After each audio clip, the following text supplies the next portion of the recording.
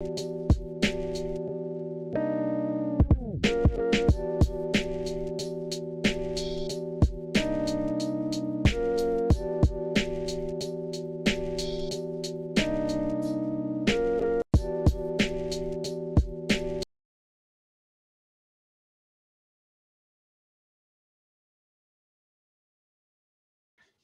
it going, everybody? This is Alex Caceres, and you're listening to Story of the Fight.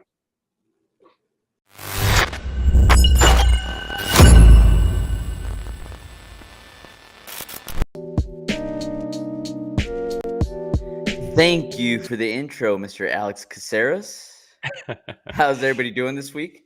Thank you for joining us, Story of the Fight. My name is Romero. That's my boy, Will. What up?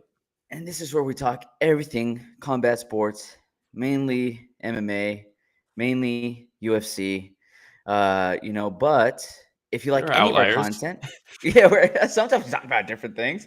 Yeah. But yeah, if you like any of our content, please like, subscribe, hit the notification bell. It goes a long way. We're trying to reach, 2,000 subscribers, Will? Is that what we're trying to get to now? Let's go for that, 2,000. Yeah, we're reaching for 2,000.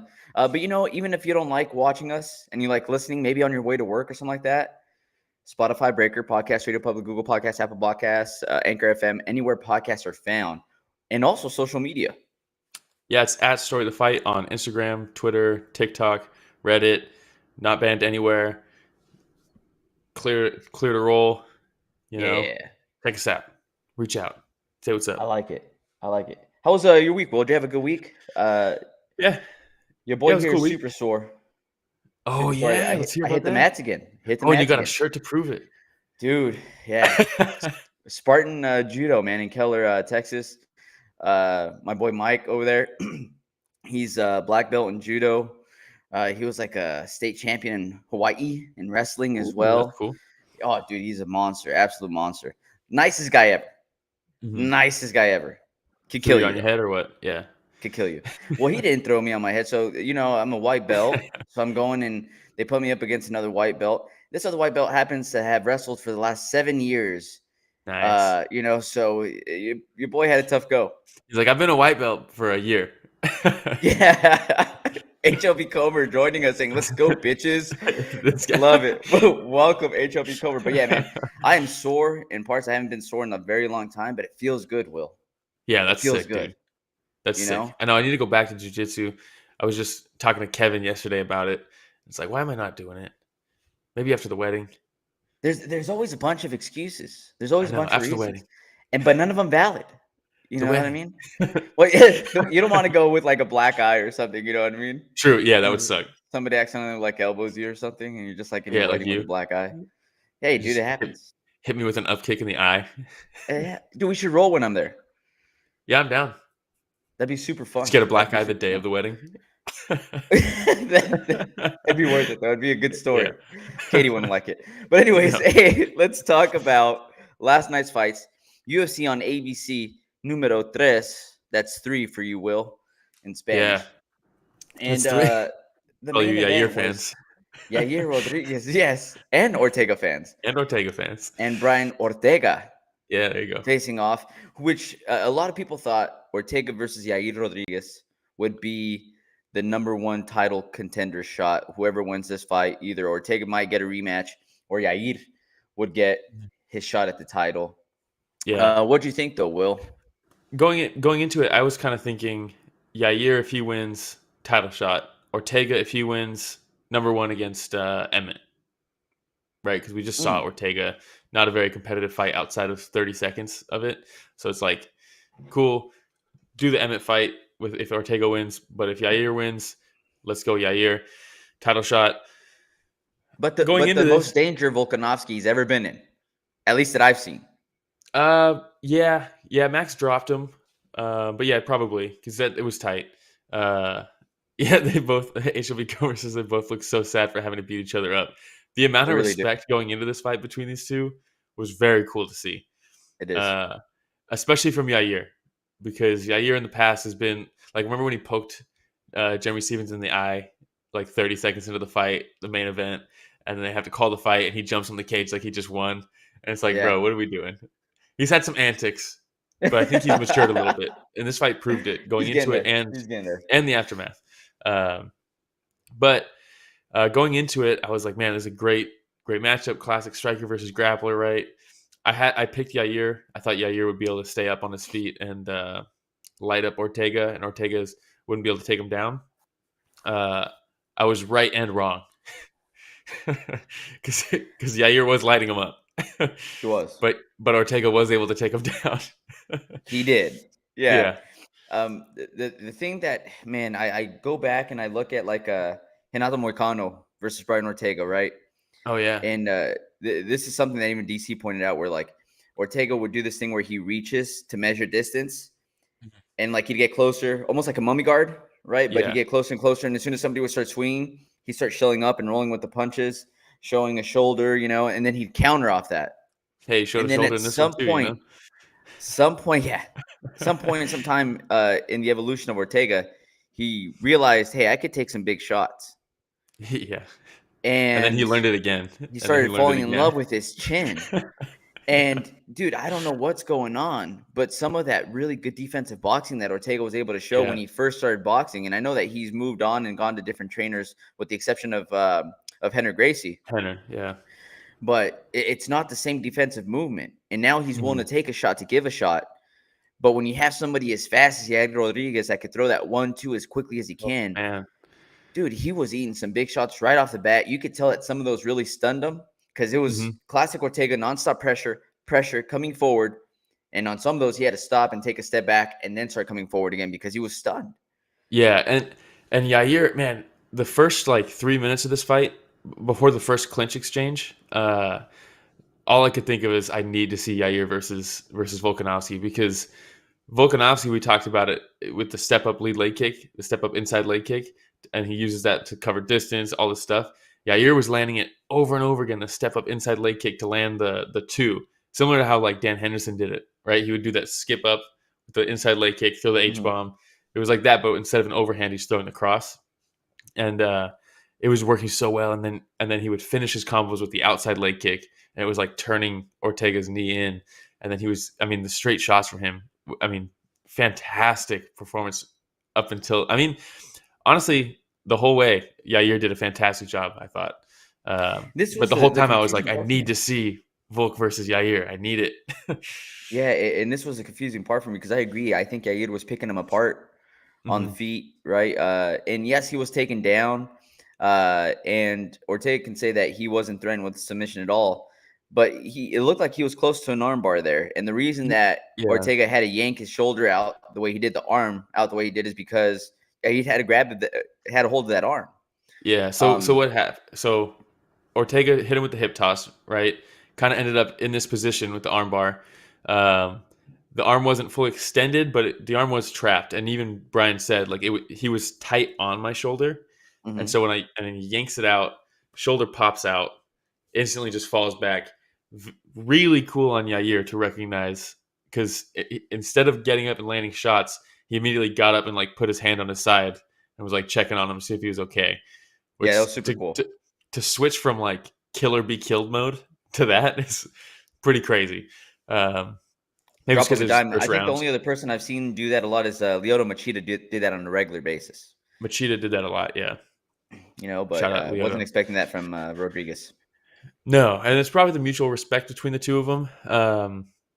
But I don't know. They called this like a technical knockout due to injury, but like I feel like this should be like a technical submission or something, because like if it weren't for the armbar attempt, the shoulder would have never popped out.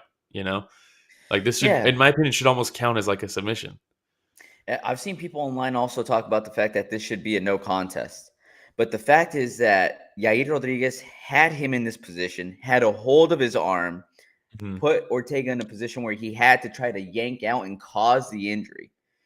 Yair caused the injury. Yeah, 100%. So this should be a technical knockout or a technical submission, however you want to say, but it's a win for Yair. Yeah. It'd be one thing if Brian was like in the post-fight interview, if he was like, yeah, I don't know, in the clinch exchanges, like I felt my shoulder was kind of weird, and then when I tried to yank it out, like it popped out. If that was the case, maybe it's a little different. But he was fine up until he was in the submission threat, and then that's a shoulder. His shoulder's like, hey man, we made it out, and his arm's like, hey bro, I'm still down here. Yeah, like that was rough. That was very Yeah, rough, and you could that was see it rough. too with that different camera angle. When Oh yeah, it was facing Ortega, and you kind of just see a little thing like start bulging out right here. It was yeah, rough. dude, you can And hear it. Ortega, it really makes me think about his corner. It really does because he said afterwards, he's like, I was winning every second of that fight. I was beating him on the feet, and then I took him down, and that was the plan. So I don't know if he has a lot of yes men around him or yes Well, I people mean, around him. I hope not.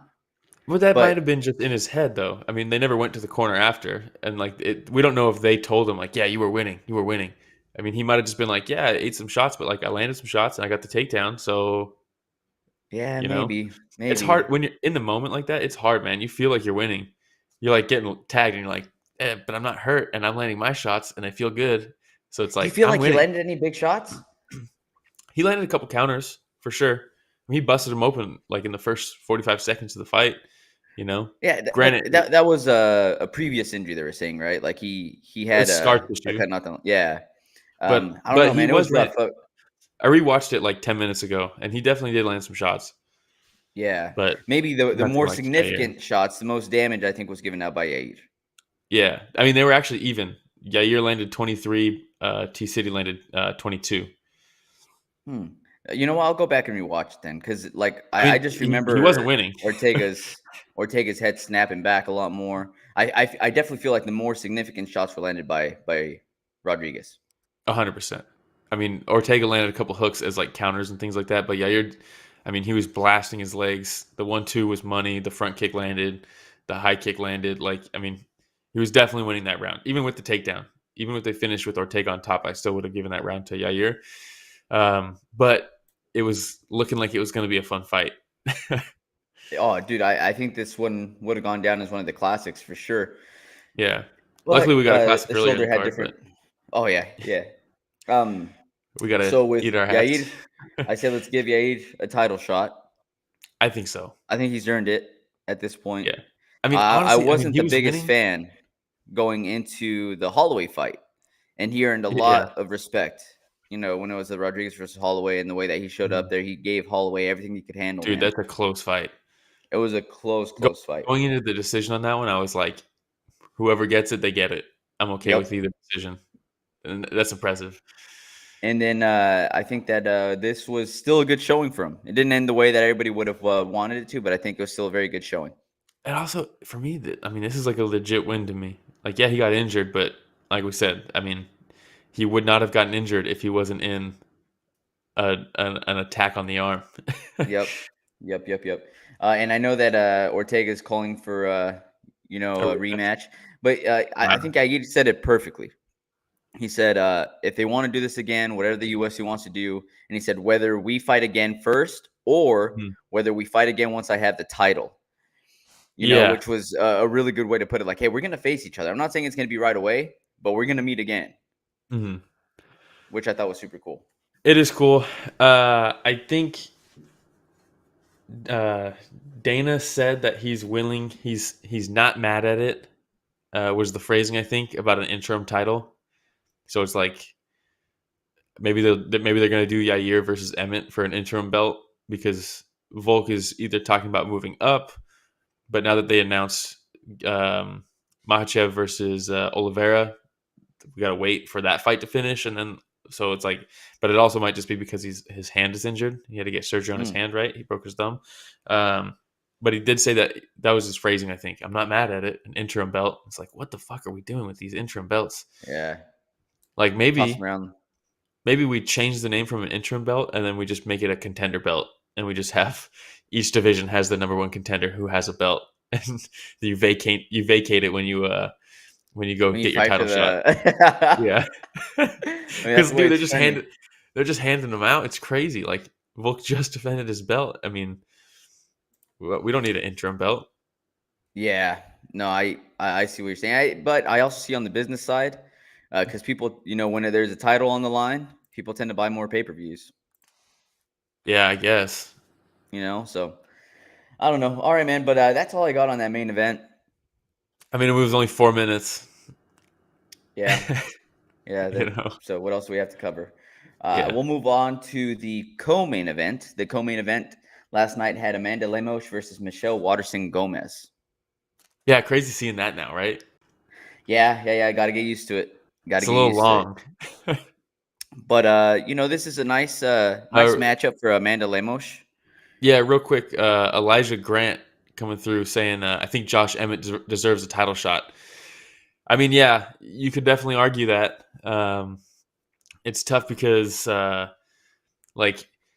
if Volk's going to be out so long because of the hand injury, Emmett's kind of just waiting. Yair, I mean, they might do Emmett versus Yair for the interim belt. I would not be surprised, honestly. I don't know how long it's going to be for Volk. And then Emmett, shout out, by the way, Elijah Grant, thanks for joining us, man. Make sure that you follow if you don't already follow or subscribe. But, when you take a look at Emmett, how long ago did he fight? It was probably a month ago? Month ago, maybe. Some recovery's already been in. You have Yair that just came off a 4-minute fight, didn't take too much damage. We could probably make something like this happen in the next couple months. That's kind of what I think is going to happen. And then the winner of that will fight Volkanovski when he's back. Yeah, why not? And if anybody's like, Volk's already cleared out the division, clearly not. We have Emmett and Yair. For sure. Clearly not. But yeah, Elijah, I see where he's coming from with Josh Emmett. And you know who else agrees? Uriah Faber. He's like, dude, what does my guy have to do to earn the title shot? Actually beat Calvin Kattar? Oh, dude. All right. We'll go on. Respect, Amanda Lemos versus Michelle Waterson-Gomez. Yeah. This fight kind of went exactly how I thought it was going to go up until the finish. The finish I wasn't expecting. What were you expecting? You were expecting a TKO? I was expecting Michelle to kind of just pick her shots, use her movement, pepper her a little bit, and that kind of continue to go until Lemos can kind of finally close the distance and land a big shot. I thought that's what was going to happen. But instead she subbed her. Did not see that coming.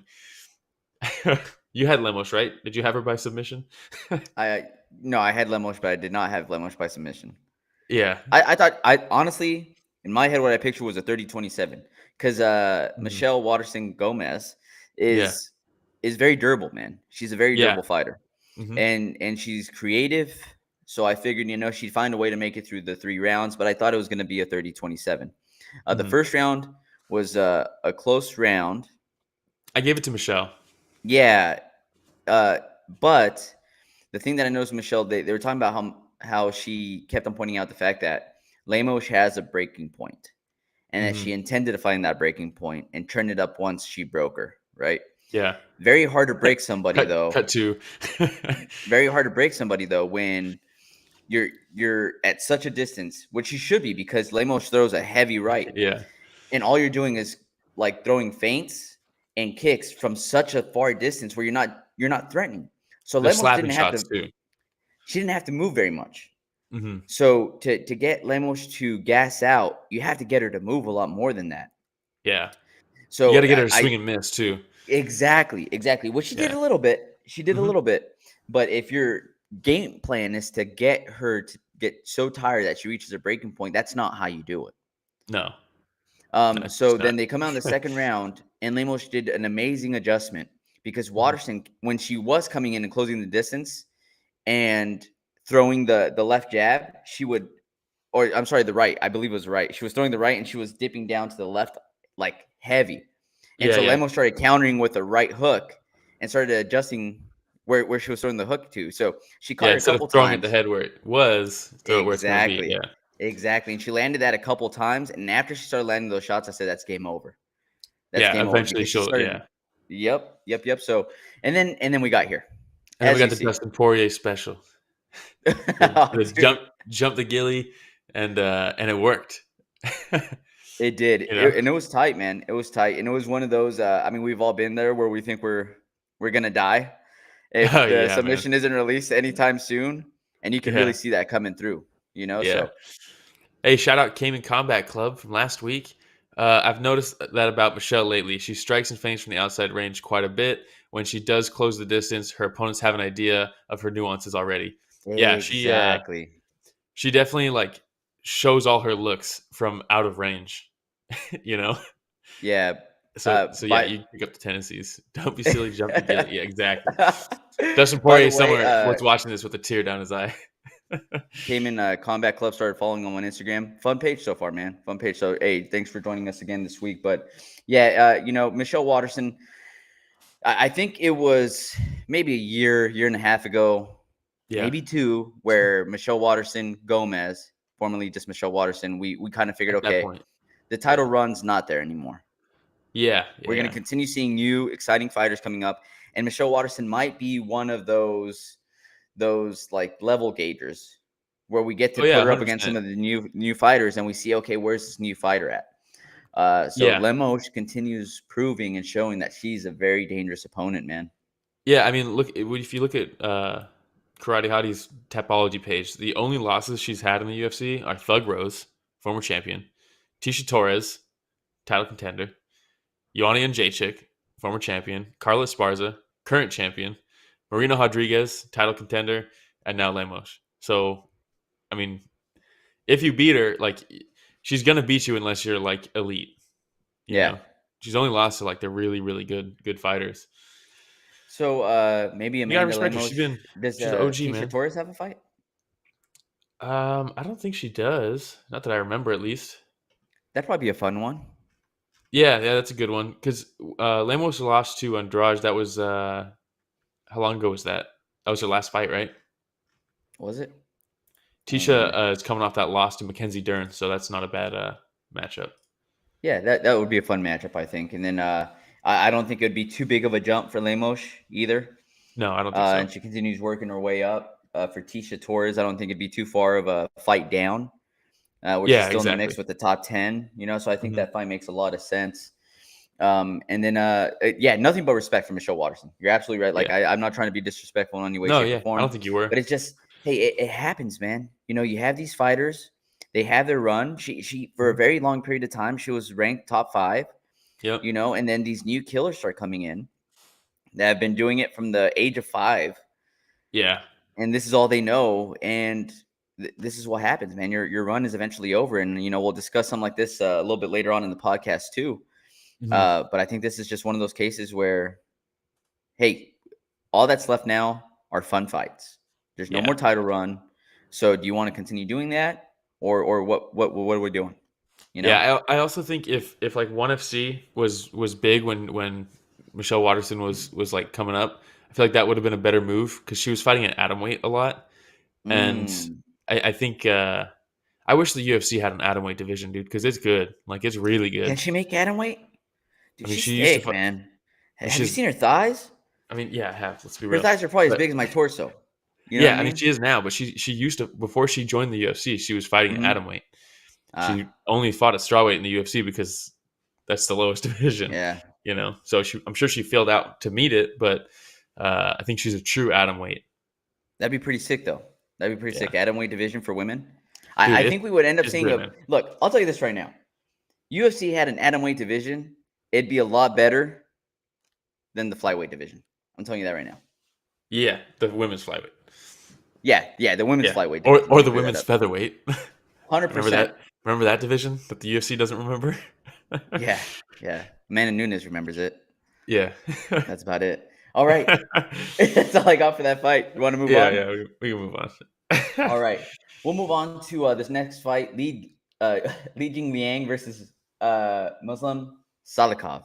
Now, Li Jingliang, man, I always enjoy watching him fight, dude. He's so fun. How can you not, man? The dude's hilarious. Except for when he's eye gouging. Remember that? Classic. That was rough. Classic. Look at Dana's smile here. Even Dana loves Li Jingliang. Look at that. Well, there was a ton of respect in this fight, so they were cool like the whole fight week with each other. I think the leash was like legit stoked to even be like around him. I think that was extremely genuine. Yeah. It should be cool. That's always the karate hottie fights. They will fight for the high five title of the world. Yeah, but the leech going into this, I was so on the fence on this one how I was going to pick because Salikhov is obviously super skilled, but he's up there in age and he slows down as the fight progresses. And I was like, he's going to have to take the leech out quick. If it goes longer, the leech is probably going to win this. And I was like, but Salikhov's my boy, so I picked him. I was like, damn it. Oh, did you? Yeah, I think I picked Salikhov too, actually. because the name. Yes. Because Well, and he had been on the run, man. He had been on the run dude. too, you know. So this was, I figured it was going to be a close fight. Yeah, his credentials are legit, man. Very cool. Did you watch that video I sent you? No. It's like a 4-minute video. I'll watch it. Watch it. Yeah, it was just Jack Slack talking about what Salikhov does all the time, which is if you're at range, spinning hook kicks, or if you're not, he'll do a shoulder feint, right? Like he's going to throw the jab, which he rarely ever actually throws, but he'll go, there's the hook kick. You go shoulder feint, and then he steps back. So you bite on the jab, and then you follow him, and then he counters as you step in. And he does it all the time. And he was doing it in this, but the leech was like, nah, I'm not going to jump in. Nah. And it didn't take long. And that's when I knew. That's when I knew it wasn't going to go well. When he wasn't biting off that feint, I was like, oh no, that's all Salikhov has. Like, if you're not biting on that feint, what are we doing? Read him like an open book, dude. You know, but second round, I thought Salikhov looked visibly tired. He right away. And then for me, when I was like, oh, okay, he's in trouble, is when he started throwing a lazy jab. Yeah. Well, like I said, he doesn't normally throw the jab. Normally, he just feints it, and then you bite on it. He's like, oh, I'm actually going to have to go all the way with this? Yeah. You know, and that's when Jingliang, contrary to Miesha Waterson, where she moves so heavy to the left and dips down, he had a perfect little slip, to be able to counter. Yeah. All it took was a couple of those counters, man, and he had Salikhov in trouble. Dude, this one right here, that right hand, is very similar to Kamaru versus Masvidal, right? Where you throw the hook as just a rangefinder and maybe take away that lead hand and then throw the right over the top. I mean, beautiful. The first one the first one was more in the open, lands it, and then he backs him up against the cage and lands that combo. And man, the leech is a killer, straight up killer. I think people kind of, because of the Hamzat fight, were like, he's maybe not that good. No, Hamzat's just that good, Like, the leech is legit. I mean, he knocked out Ponzinibbio, did he not? I believe he did, right? Yeah. Well, I know he stopped him. I just don't remember if it's a knockout. Ponzinibbio left hook, round 1. Yeah. So, HLB Comer says sending over Jack Slack clips is the most Will thing ever. Hey, shout out Jack Slack. He's a real one. Has been forever. Hilarious. Do you remember his articles he used to write for Fightland on Vice before they canned it? Oh, it was so sick. He would do like how to kill the king or how to kill the queen. And it's like, if someone was fighting John Jones, it'd be like, this is what John Jones does. And it's like a whole article of like just different gifs of like his foot. Like, it's so sick, dude. And then when someone would take out like a longtime champ, it'd be like how so-and-so killed the king. And then it was like, this is what they did to combat. Like, it's so sick. Good shit. He doesn't do it anymore? Shout out Jack Slack. He doesn't. Vice doesn't have Fightland anymore, but now he has. He writes for Fight Primer, and he has a podcast too. Hey, shout out to him then. Shout out to him. But fun fight. Excited to see who they give Li Jingliang next. Yeah, and shout out Salikhov. Have you seen his Tapology picture? Like when you click on his page. Let me see here. I'll click on it right now. I'll see. The dude is old. Dude. Why they got him doing dirty like that? So anybody that, if you don't have an opportunity to go to Tapology, you click on it. And it's Salikhov. Looks like he is maybe 20 years old in this picture, and it's in black and white. It like, literally looks like it's from like the 1920s. Rich, I just sent it in the private chat if you want to check it out. If you could pull it up on. No, but then they were talking about how Salikhov has over 100 kickboxing fights. Classic. Yeah. So if you're just listening and you've just been tuning into us, we do share pictures through the YouTube podcast as well. So you get to see a little bit of what we're talking about as we're going. But that's a funny picture right there. All right. Are you ready to move on to the next one, Will? Did you see the video real quick? Did you see the video of shout out Coleslaw out here watching another great episode on the Pacific Ocean. Thanks for keeping me up to date. You guys never disappoint. Classic. Our guy Coleslaw out there on the boat. But after the fight, the leech jumps up on the cage, pulls out the Chinese flag, and he's like, "Yeah." and then it cuts. There's video of the cage, and a UFC official runs over and rips the flag out of his hands, and then leaves the octagon with it. It's like, whoa. They're not messing around, huh? Unless you're Fazeev after you beat RDA, because he pulled out his flag and no one cared. That's hilarious. And listening to the translators makes me want to learn more languages. I know, me too. Because Jingliang goes on like a 5-minute rant. Yeah, dude. And then it goes to the translator. He's like, he says he was very excited to fight Salikhov. Yeah. And I'm like, no, bro. He said more than that. Give us more, man. Give us more. That's always how it is, dude. There's one translator, the guy who looks like Ron Perlman. You know what I'm talking about? No. You know him, you've seen him a million times. But what he does, he'll have his arm around them, and if they're talking too long, he starts tapping them on the shoulder. You can't see my hand, but yeah. Yeah, the Portuguese, older Portuguese gentleman. Yeah. Yeah. I know exactly what you're talking about. But yeah, he'll tap on their shoulder and be like, "Hey, wrap it up," because It's not his first rodeo. Yeah, no. Yeah, and I think they use him for Spanish and Portuguese sometimes too. He's there a lot. Yeah, he's an OG man. Gentleman. Yeah. The UFC Ron Perlman. All right. Yeah. So before except for Ron Perlman, who also does the intro videos, the narration on the intro videos. The UFC has 2 Ron Perlmans. Oh, he does the audio. He's the voice. Yeah. Damn, that's legit. I know. Hellboy. Shout out Hellboy. All right. So this fight lived up to, or lived beyond my expectations. Matt Schnell versus Sumudaerji. A historic fight. This fight has cemented itself in the history books of the UFC. Top 3 greatest comebacks of all time, I think. Rich the Casual needs to put this on his list of fights to watch that he won't watch because it was that good, right? We went through and we did this video, a year and a half ago of like fights you should watch if you're just now getting into the UFC. This is something I'm going to be adding in there now. 100%. This was absolute insanity. And man, going into it, HOB Comer says this fight is why we watch this shit. Insane. I mean, 100%. It's 100%, dude. There's a moment in this fight where I got full body chills. I was watching it by myself. I had to call people and be like, "Are you watching it? Like, did you see what just happened?" It was going into it too. What even adds to it is going into it. Matt Schnell's probably like a plus 200, plus 220 underdog, and Sumudaerji has so much hype, man. Anybody who watches knows Sumudaerji is a straight up killer. So going into this, it was like, all right, yeah, this is a pretty good matchup. We'll see it probably a showcase from Sumudaerji. That's what a lot of people were thinking. So when the opposite happened, well, we did get that, but then what happened in this fight, when that's the context going into it, it's like that much more special, you know? What a fight. Yeah, and in the first round, I think Schnell hands were looking really good up until Sumudaerji was able to control the distance. Correct. When he got used to his distance and he found his range, then he was like, oh, okay, cool. This is where I can stay out of trouble, and this is where I can get Schnell in trouble, right? And he started landing some heavy shots, man. Some elbows, some knees, the right. He was landing a ton of stuff that had Schnell on skates.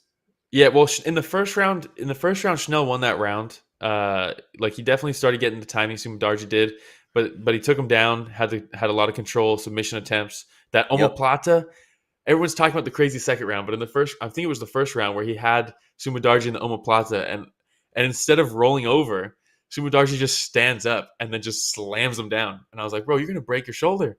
Like, what are you doing? If that was Ortega, his arm would have ripped off. Yeah, exactly. I've never seen someone try to slam out an omoplata. Normally, you just roll over it and then accept the position. But no, Sumudaerji's a killer. But I had Schnell winning that round. I think all 3 judges did too. Yeah. The second round. It was a good round. It was a good round for Schnell. Yeah, very good. The second round is where things took a turn. Because let's cool it on the pictures real quick, Rich. So Sumudaerji finds his timing in the first round, like you said, right? Yep. He started kind of finding his hands. The second round, he started landing the left, and it could not miss. And they have an exchange. He lands the left, and Matt Schnell literally kicks forward and kicks back with the other leg. And he's like, I don't know how he stays up. And then Sumudaerji's like, oh, cool, left hand works. And then just kept throwing it and kept landing it and kept wobbling Schnell. And I was like, holy shit, man. Sumudaerji hits like a truck, but Matt Schnell can take it. And then he's so hurt that he's kind of just in one spot. So Sumudaerji frames on him with both hands. And he's framed on him and then just goes, bam, steps over at the elbow and just shuts off Schnell. How Schnell was still standing, I have no idea. Because there's those times where you get hit and you freeze and you're just like, and then you like come back. And that happened 3 times in a row. He just kept, and then he'd just grab him and elbow him. And then he'd come back and then grab him and then elbow him. And I was like, oh my God, dude, how is he still standing? And a lesser ref would have stopped the fight. Because after that, Schnell shot in on a takedown and got it. It was a perfect takedown. And that's when I got full body goosebumps. And I was like, oh my God, Schnell's on top. And then he passed him out.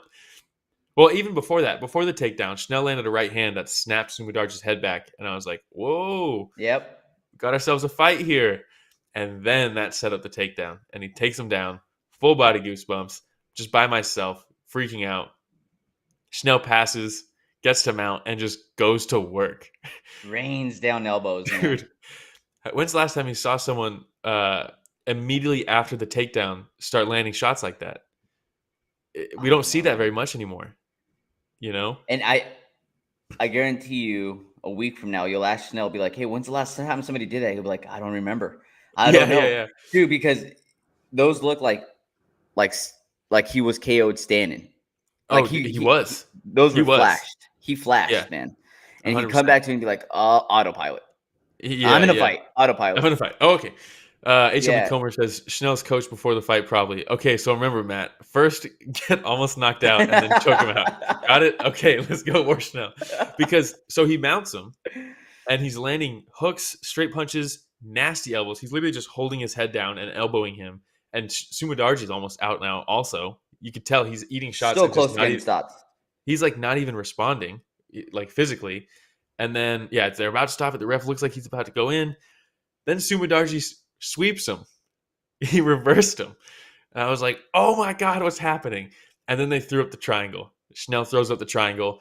And then DC, for some reason, forgot how jiu-jitsu works and was like, but he's on the wrong side. And Paul Felder's like, no, it's not. He just has to get the arm across. And then he gets the arm across. And Rich, can you pull up the pictures again? Those are the elbows when he's on top. And then he ends up getting him in the triangle. Is this the last picture of this fight, Ramiro? It might be, actually. I have another picture, Rich. I just put it in the private chat. Because he gets him the triangle, and you're like, man, if Matt Schnell gets the tap right now, this is going to be all-time greats. This is cementing itself in history. And he doesn't get the tap. Because Sumudaerji's also a gangster, and he goes out. I mean, look at that. What a shot. Sumudaerji just laying on his ankle, on Schnell's ankle there, completely just passed out, blood all over his face. Schnell, look at blood all over his chest, and probably doesn't even know what his name is at that point, holding his fist up because he just won. Dude, what a fight, man. It was absolutely incredible. Like HLB Comer said, this is the reason this sport is so great. It's because of performances like this from both guys. And like you said, Matt Schnell probably men pushed to their brink, man. Yeah, 100%. And both of them refusing to give in. Absolutely refusing to give in. Sumudaerji's getting peppered with these elbows. Not peppered, smashed with these elbows from mount. And then sweeps them. I mean, just both of these guys refuse to quit. Refuse to accept the position until their body literally shuts down. And in the post-fight interview, they're watching all the elbows that Sumudaerji was landing on Schnell. And he's like, how did you survive these? And he's like, I don't remember those, so I can't take credit for it. I mean, oh, my God. Absolutely unreal. The display of toughness, man, from Schnell. And I know that, like I said, I've talked shit about Schnell in the past. More than anything, it's just because of the I can't get rid of the MTV show. You know what I mean? And I want to say it was like Louisiana partying or something like that. Well, I mean, house parties. Dustin Poirier was on that show. Was he? Yeah. I don't even remember. Yeah, but it's weird, right? Because everybody thinks of Schnell as like the guy from that MTV show, but like That's all I can nobody thinks remember. about Dustin Poirier that way. That's all I can remember is Matt Schnell. Because I feel like he was the focal point of the show. He kind of was. They stuck with You know what I him, mean? I think, more than anybody. But hey, he goes from that show and the local events in Mhm. Louisiana to making the UFC, to Yeah. breaking the top 10, to having an absolute war with Sumudaerji and Yeah. an instant classic. An instant classic. I Can't mean, deny the guy. seriously, I think recency bias, so I'm trying not to say the best, but top 3 greatest comebacks of all time.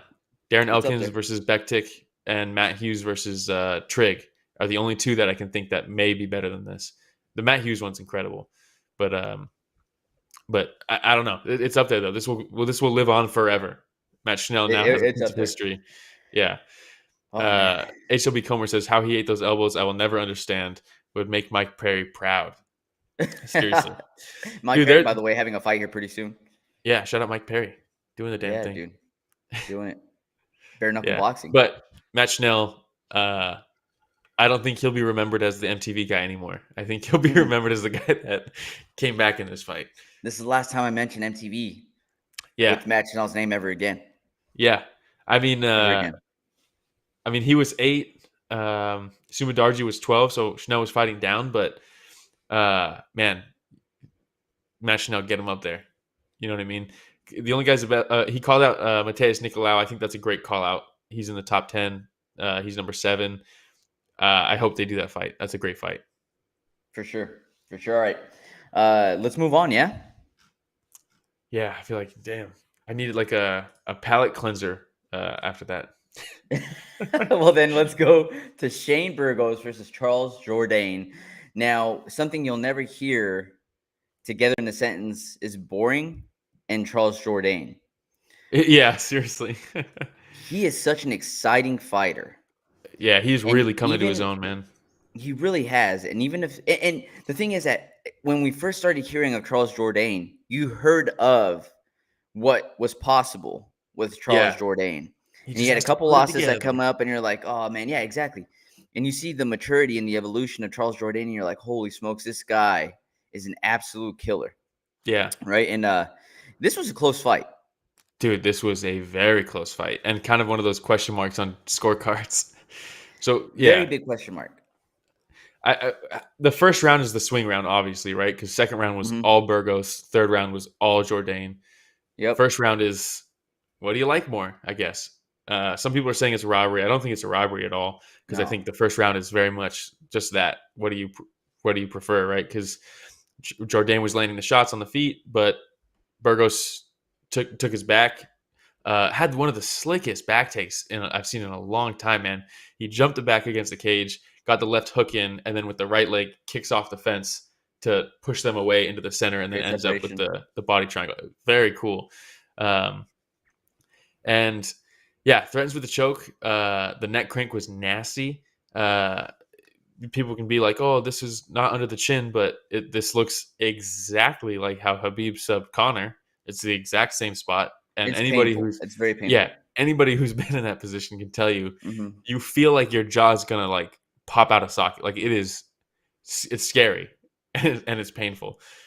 You might not be losing oxygen, but it's terrifying. Yeah. So I don't know, man. The first round is the swing round. How did you score it? Okay, so yeah, because people say that it's a robbery, right? Yeah. And I can Those people understand are how Jourdain people. fans. Well, not just that, but the thing is that some people, if you look at this one and you say, who won the fight? Who won the fight? Pride scoring, Jourdain won this fight. Jourdain won the fight, right? Yeah. But when people say that, they're like, well, he won the fight. Agreed. Yeah. But they break it up into rounds. Yeah. And you have to count. You have to win 3 who won fights. The first round, who won the second round, who won the third round. Whoever wins the most rounds is the one that wins the fight. Unless there's because 10-8. of this. Unless there's 10, yeah, exactly. Unless there's 10-8. Which there was. But so that again, that's where I can see where people say this was a robbery because people are probably like, well, he won the fight. Yeah. But the first round was very close. Clear second for Burgos, clear third for Jourdain.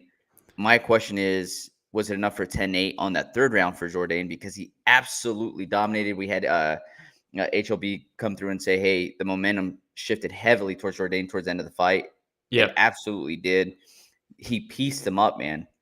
His Oh, yeah. boxing was on point. There was so much pressure on Burgos the entire time that he didn't have an option but to shell up and to try to avoid some of these shots. He didn't know where the next shot was coming from. You know, he'd go hook, Yeah. straight, and then he'd come with an uppercut. It was just a beautiful display. It was masterful. A masterclass. While Burgos was up against the cage, Jourdain would back up a little bit and come in with a flying knee. And it was just – and I thought to myself, God damn it, Jourdain. Yeah, you're so goddamn Let's do good. this all 3 rounds, and you're so damn good. And but, you know, I personally had the first round Burgos, second round Burgos, and the third round Jourdain. I had a draw. I thought this should be a draw. I thought first and second go to Burgos 10-9, third round 10-8 Jourdain, draw. Yeah, and that one made sense. If you look at MMAdecisions.com where they do like the congregate of all the reporters and stuff, we had 8 reporters for Burgos, 1 for a draw, and 9 for Jourdain. So 8 against 9. Very close fight. And 1 draw. Oh, dude, I mean, it's super close. So close. Yeah. It's super close. One judge gave the second round a 10-8 for Burgos, which technically under the rules, it was a 10-8 round. Because there was 0 offense from Jourdain, right? It was all back control from Burgos. But how are you going to give that a 10-8 but not the third? That's crazy. Yeah. Because the third was pure damage from one side. It was nuts, man. It was nuts. Yeah. And, great fight, though. The thing that it's a reminder, too, to be in a body triangle can be pretty tiring, man. Oh, yeah. But you know what else is exhausting? Is having somebody else in your body triangle and you're squeezing your legs for 5 minutes straight. Mm-hmm. And I think even Burgos said afterwards, he's like, man, my legs are drained. Yeah. Because we continue hearing over and over and over again saying, oh, Jourdain must be exhausted. Jourdain, you know, was in that body triangle for so long. Hey, this guy's going to come out of this exhausted too. Yeah. And I think Jourdain knew that. It's just a different exhausted. It's like cardio exhausted versus literally my legs feel like Jell-O exhausted. Yep. You know? Not fun, though. Not fun being in a body triangle. No. No me gusta. No, but it was a good fight. And the third round was, I mean, Jourdain is, when he gets in the flow state, it is so fun to watch. So fun to watch. For me, this was a win-win. Yeah, both their stocks go up, in my opinion. Because Shane showed some things that I haven't seen from him. I mean, his back taking and his clinch work was against the fence is very good. That's not something that I knew about him, to be honest. Yeah. All right, let's move on. We have a few minutes left here before we hit the hour. We'll breeze through these last ones. Not much to talk about really with more of these. But Murphy versus Tate. Lauren Murphy versus Miesha Tate. This cannot believe painful this for me to watch. I can't believe this was on a pay-per-view before this. This was on the pay-per-view. And I'm glad it didn't make it on the pay-per-view. Originally, this was supposed to be on the pay-per-view card above Robbie Lawler versus Barberena. They put that on the prelims instead of this. Nuts. I mean, this was rough. I talked about it earlier. You have somebody like Michelle Waterson, who at her prime was fighting top 5 all the time, serious contender. Miesha Tate, exact same thing. She's one of those trailblazers, has been doing it for a long time. Yep. You know, just a staple of women's MMA for years and years and years. Pioneer. And everybody hits their ceiling, and there's only one way to go after that, and it's okay. It happens to everybody. Yep. You know, and I think that Miesha ceiling we had already hit a year and a half ago. Yeah. And we're still doing this thing, and they continue putting her in the main cards, and they try to continue putting her in pay-per-views. And I know that she has a name that a lot of people recognize, but what are we doing to her legacy here? Nothing. We're not doing it. It's not. It doesn't diminish, in my opinion. I mean, the legacy is what it is, and it's a very specific legacy, right? She was a pioneer, early women's MMA. That's great. Very cool, actually. I mean, the women's MMA would not be where it is without her. I don't think this tarnishes the legacy at all. It's just, for me, though, it's just one of those things where you continue seeing like a fighter and you're like, man, I just wish they would retire. Yeah. Just hang him up.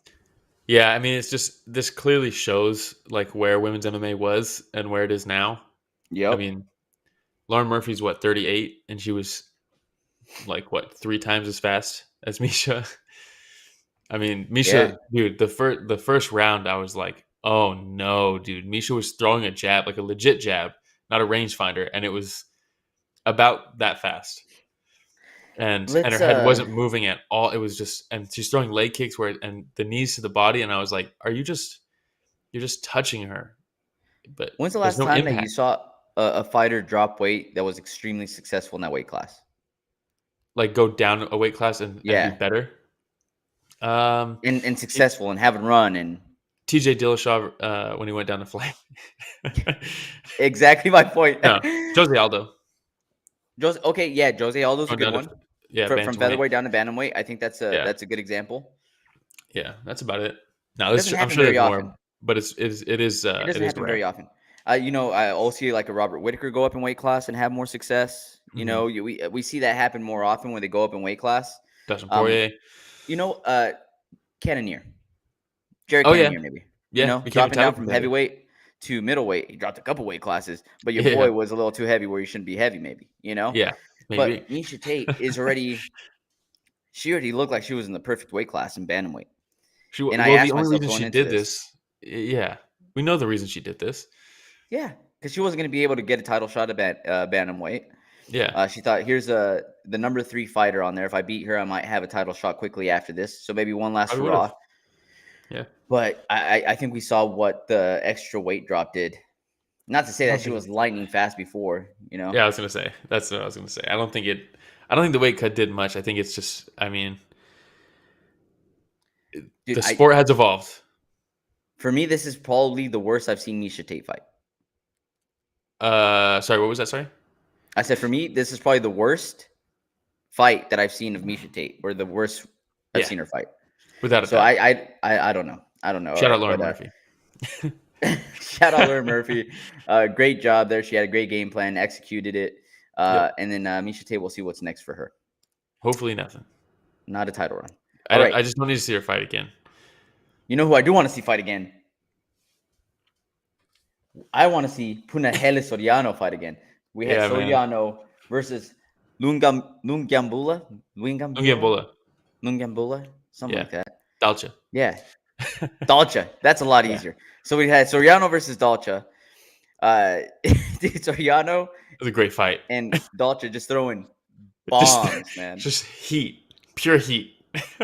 There's this picture that I have on here that just shows where both of them are just throwing heavy shots at here it is, at the exact same time. Oh my god. And you have Soriano with looks like a left hook.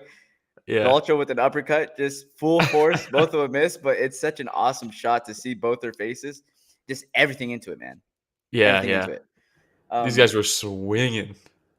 So one of the things that they pointed out, exactly what I thought was going to happen in this fight, though. Like when yeah. when we were previewing this card, we're like, "Oh God, that's a murder waiting to happen from whatever side." For one of them, one of them. But they pointed out Dalcha's rib kind of popping out after one of the grappling exchanges, right? Nasty. Is that what you see on this picture, Will? On the right side? I think so. Yeah, I'm not sure at what point this. I can't tell if it's one of his 8 muscles. Abs that are popping out like crazy, or yeah. But either way, that was a nasty takedown, though. It was a solid takedown, but the round ends.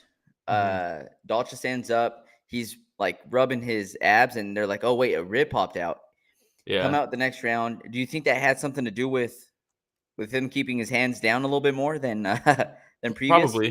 Probably. Man, that shot was money, dude. And just the way he set it up, he like pump faked a couple times and then threw it, and you could see Dalcha kind of skip back with each pump fake, but then he's on the fence, and then all of a sudden the shot comes through, and man, Puna just hits like a truck, dude. I mean, and he's a fun fight. He came off Contender Series, right? Yeah, one of the few that actually come off Contender Series that like really can look forward to. Dude, just such a fun fighter. I know that for a while there, he was kind of at risk of getting cut. Did he get cut? No. But he was 0-2, or he lost his last 2 fights, I think, coming into this, right? So he beats Todorovic. No, so he actually had a couple wins in the UFC already. So he beats Piechota, Oscar. left Yeah. hook, beats Todorovic, punches, loses to Brendan Allen, but again, it's No Brendan slouch. Allen. Yeah. Loses to Maximov, wasn't the most exciting fight in the world, Yeah. but loses to him and then comes back against Lungiambula and man, just nice performance. Yeah, maybe we just give him strikers, Why not? until he starts cracking close to the top 15. Just give him strikers. Hey Dana, We're you here want for- people to continue paying for ESPN Plus? After the Give us price more- range or the price Yeah. hike. Give us more Soriano. Yeah. Maybe worth it. All right. The next one. We had Ricky Shore Simón. versus Simón. Man, Simón just continues to improve. That guy is good. He is Dude, very Jack good. Shore coming in undefeated. And a into this lot of fight. hype on him. Jack Shore is very good too. Who'd you pick in this fight? Jack Shore. Me too. I had Jack Shore picked, and Simón said, "Not so fast, guys." Yeah. But so Simón, the body shots is something that stood out to me. Mm-hmm. In the days of headhunting, where we see a lot of people coming in with that lead left hook, left hook starting to become more popular, right? Or just the 1-2, the lead left body hook by Simón was money all night. So good.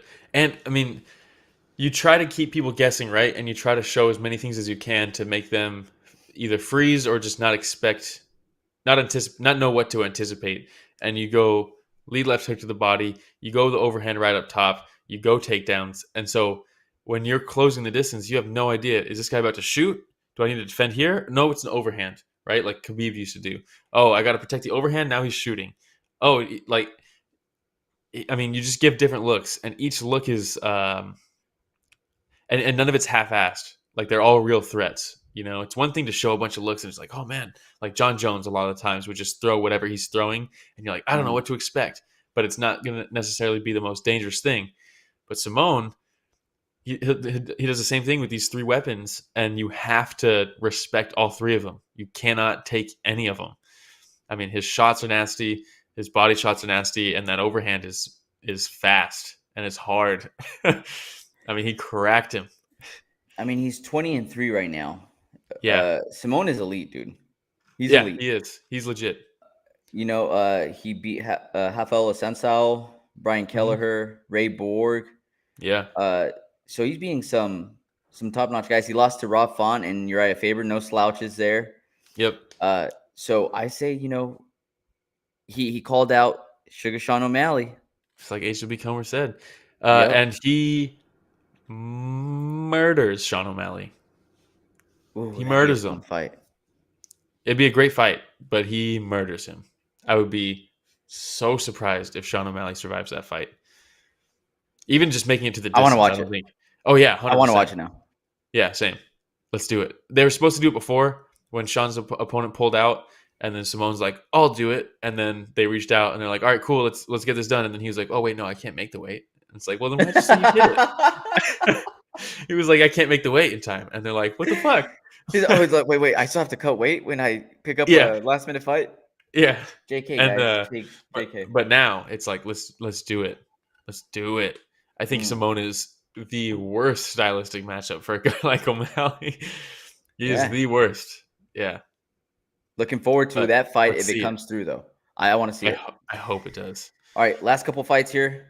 We had Algeo versus Burns. There like, what? Huh? Meanwhile, Pedro Munoz is just sitting there like, come on, guy, I could do the rematch. Holding his eye. Yeah. But yes, we had Algeo versus Burns before that. Some nice scrambles in the beginning. Speaking of Jello legs. Yes. Some nice scrambles in the beginning. He had a triangle choke on Algeo that looked pretty tight. Looked very tight. Algeo was doing everything you need to do to defend it, stepping over, stepping around, tried picking him up at one point, scoots away. Like, I mean, he did every trick in the book to survive that triangle, and it paid off because, I mean, he was in it. And remember that tournament I did, and I had that guy in the he shot in on me, and I pulled guard on it so I could set up the triangle, and I got it. Yeah, I remember. Like, right away, locked it up, and I was like, let's go. About to sub this dude, my first tournament ever. Let's do it. And then And then we just stayed in the triangle for like a minute, and I was like, it's not working. And I was pulling his arm across, and I was pulling his head down, and I was hooking the leg and all this stuff. And then eventually he got out of it. And then I was like, oh, my legs don't work anymore. They're done. They just don't work. And I felt for Burns in this one, man. I felt it. I was there at that tournament. You I were. remember, of course, because I was like, yeah. Oh no, dude, it was nasty. And then I talked to the guy after, and he was like, dude, when I got matched up against you, I was like, oh shit, I gotta watch the triangle. And then as soon as I shot, you set up the triangle, and I was like, god damn it. Classic. But then he got out of it, Classic. you know. Good times. But man, Burns looked exhausted. Super exhausted. I think he tore his ACL probably. Maybe. Gilbert Burns had to carry him out. I don't know if you saw that. He did. Yeah. For sure, call the fight when Bill Algeo stands up out of the guard and he's like, all right, come up. And it takes him 20 seconds to get up. You just call the fight. Yeah. What are we doing here? Yeah, it's over. TKO via exhaustion, you know? Ah, man, it is what it is. All right. Yeah. Great comeback for Algeo, though. Yeah. Fantastic performance. I love the showmanship in there when he's like landing bombs and he's like looking around and like, dude, I loved it. Absolutely loved it. It made me wish that we got the original fight, Algeo versus Corntillo, Battle of the Bills. Oh, that would have been so sick. Yeah. So fun. But all right. We had before this last fight we're going to cover Jung versus Jacoby. Jung is so good and so technical, and that's why I picked against him. Yes. He's too technical, too cerebral, too surgical. I was like, Dustin Jacoby's a dog, and he's very good at turning it into a dog fight. There's a lot of fights where you're like, this guy's way too technical. This guy's going to have to turn it into a brawl and make it nasty, and they just never quite can. I was like, Jacoby can. This dude's a savage. Yeah. Do you feel like there was were you surprised by the lack of footwork by Jung in this fight? I think he underestimated Jacoby. I think he was like, and because he was landing his shots and he was feeling himself too. He's like, oh, and he's landing his shots. Yeah, they were having fun in there. Both of them were having fun. So I think he was like, I got this in the bag, man. I could do this all day. And then Jacoby was like, hold on. Do you think maybe he ate one or two shots from Jacoby and was like, oh, like if that's the best he's got, I can eat these. Because like I said, I was just shocked, man. There was very little footwork. He stood in front of Jacoby. He was landing some shots himself, right? Having fun there. But then he would Jacoby would move back and it would just be like 2 steps by Jung, hands up again, and he would just start throwing a couple straights again. And I was like, oh, dude, he's becoming a little predictable right now because he's not moving very much. I think he just didn't. I don't want to say didn't respect, but just didn't take the threat seriously. I think he thought he was chilling, you know, and he's like, I could do this. Yeah. And Jacoby was like, I've been out here kickboxing. I left and I was kickboxing. So, and then I came back. So I know what I'm doing. Yeah. No, it was a fun fight though. Oh, for sure. And then I like Jacoby a lot, man. What? Yeah. As he's falling over. Yeah. People were like, that's an early stoppage. No, dude. Dude hit the deck. Stoppage. Head bounced off the canvas. Arm flew back. And then as he was getting up, he recovered quickly, physically. But as he's getting up, you see Jacoby already puts his hands up and he's like walking away. And Jung is getting up, but looking like over there, like completely not there. It was a perfect stoppage. Perfect stoppage. You would have eaten a lot more unnecessary shots, that's for sure. That's for sure. Happy for Jacoby. The dude's on a run right now, man. Yeah, he is. He hasn't lost since 9 straight. He hasn't lost since 2016, and that was in Glory. That was back when he was still kickboxing. He hasn't lost since he came back. What a savage, dude. All right. People keep counting him out, man. Don't count him out anymore, Will. I picked him. Damn, I didn't. All right. Stop him out, I know. All right. Shout out Dustin Jacoby. Fun guy. Moment of silence. Moment of silence. Let's see. Philip Rowe versus Abu Bakar Nurmagomedov. Damn it. Really wanted to see Abu Bakar again. Jessica Penne versus Brianna Fortino, formerly Brianna Van Buren. Shout out Gilroy. She's out of Gilroy. Shout out Andrew Toasty. All those Gilroy people. Herbert Burns was originally supposed to fight. Gilroynians, or what do you call them, dude? Gilroyans, the garlic people.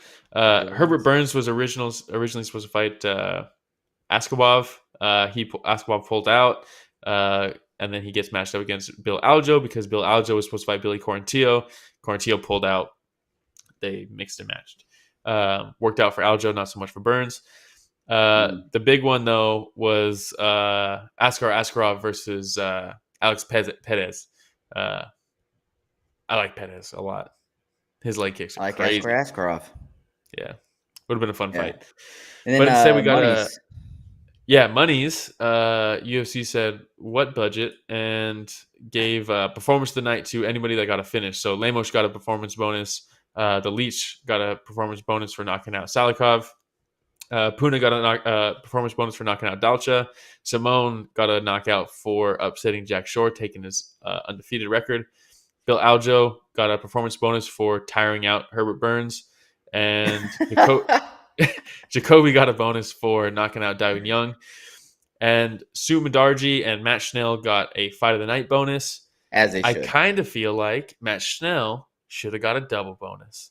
Should have got fight of the night and a performance bonus because the dude deserves it. Dana's out here giving out Nelk Boys $250,000 for their birthday, but he can't give Matt Schnell more than $50,000 for putting on one of the greatest performances I've ever seen.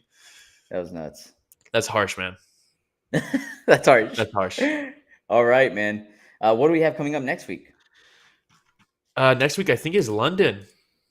Ooh. I think we're back in London. London cards are always so much fun, man.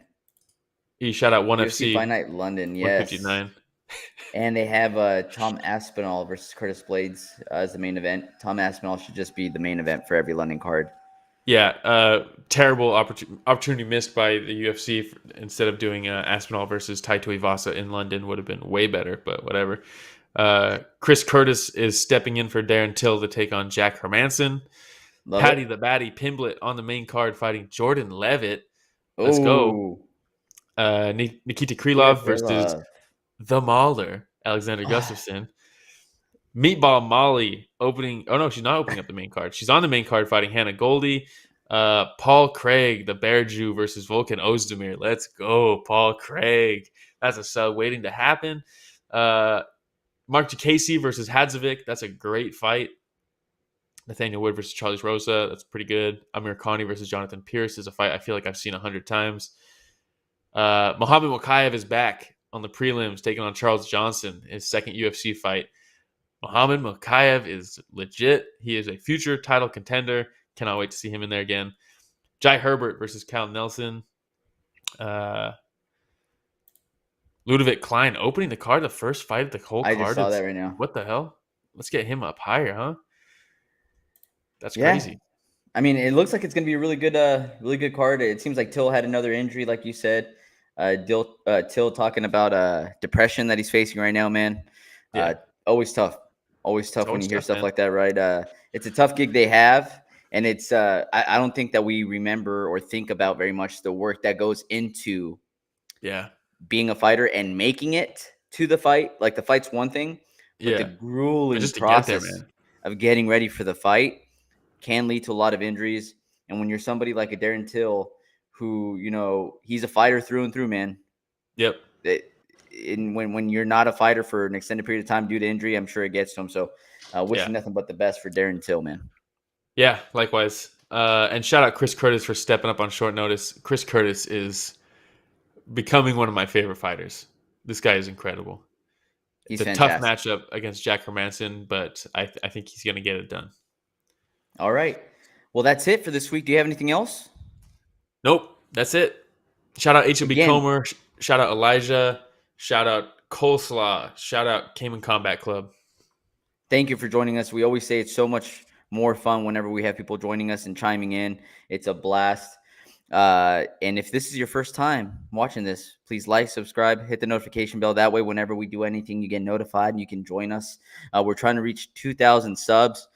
Steadily growing, you know, so help us get there.